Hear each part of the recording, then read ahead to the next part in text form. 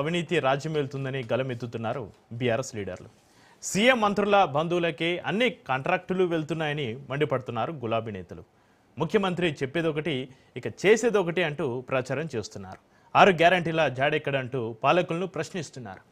ఎన్నికల సమయంలో కాంగ్రెస్ ఇచ్చిన హామీలు ఏమిటి, వాటిలో ఎన్ని అమలయ్యాయి, ప్రజలకు ఇంకా ఏమేం బాకీ ఉన్నాయి అనే అంశాలను ప్రతి ఇంటికి చేరేలా ఒక sketch గీస్తామంటోంది BRS.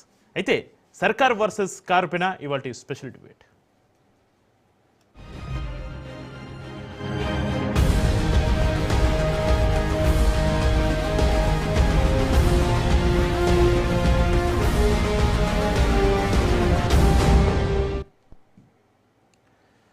Telangana CM Revanth Reddy టార్గెట్గా బీఆర్ఎస్ అడుగులు వేస్తోంది.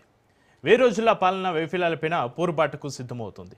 వారం రోజుల పాటు ప్రత్యేక కార్యాచరణను విజయవంతం చేయాలని బీఆర్ఎస్ వర్కింగ్ ప్రెసిడెంట్ కేటీఆర్ పిలుపునిచ్చారు. సెప్టెంబర్ 2 నుంచి రాష్ట్ర వ్యాప్తంగా చేపట్టే నిరసన కార్యక్రమాల్లో పార్టీ నాయకులు, ప్రజాప్రతినిధులు, కార్యకర్తలు పెద్ద ఎత్తున పాల్గొని ప్రభుత్వ వైఫల్యాలను ఎండగట్టాలన్నారు కేటీఆర్.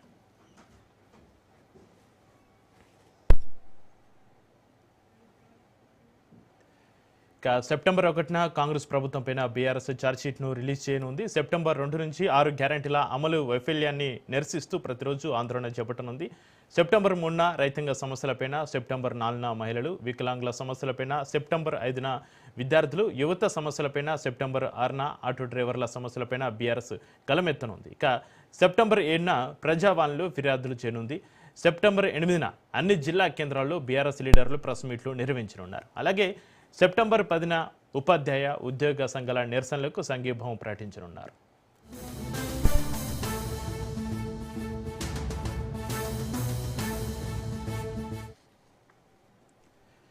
ఇక ఎన్నికలప్పుడు వరంగల్లో రైతు డిక్లరేషన్, హైదరాబాద్లో యూత్ డిక్లరేషన్, చెవ్యంలో ఎస్సీ ఎస్టీ డిక్లరేషన్, కామారెడ్డిలో బీసీ డిక్లరేషన్ ఎన్నికలప్పుడు అరచేతిలో వైకుంఠం చూపించారు. అధికారంలోకి వచ్చాక ఆదమర్చారు. చూస్తుండగానే 2.5 ఏళ్ల సమయం పూర్తయిపోయింది. అందుకే రేవంత్ సర్కార్ పైన జంగ్ సేరను మోగిస్తున్న విపక్షాలు, పాలకులు మాత్రం ఖజానా ఖాళీ అంటూ రాగం అందుకుంటున్నారు.